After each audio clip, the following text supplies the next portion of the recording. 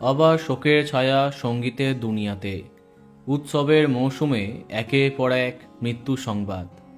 এত কম বয়সে আচমকা হৃদরোগে আক্রান্ত হয়ে প্রয়াত হলেন জনপ্রিয় গায়ক অভিনেতা ঋষভ টন্ডন।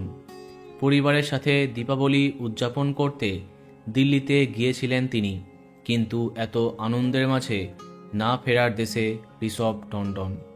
তার হার্ট অ্যাটাক হবার কথা জানা যাচ্ছে।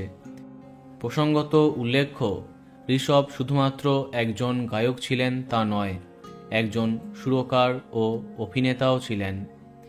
ব্যক্তিগত জীবনে বারবার খবরের শিরোনামে তাকে দেখা গিয়েছে। অভিনেত্রী সারা খানের সাথে তার নাম জড়িয়েছিল, যদিও পরে তিনি তা ভুল বলেছিলেন।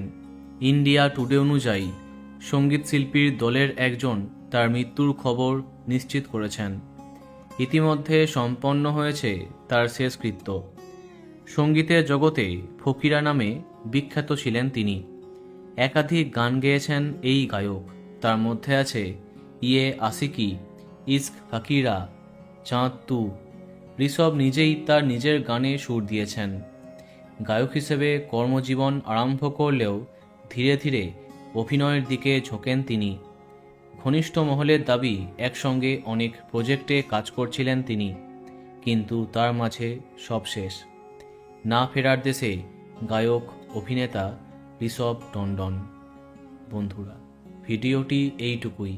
বাংলা বিনোদনের অন্যান্য খবর পেতে সাবস্ক্রাইব কারেন্ট বস। ধন্যবাদ।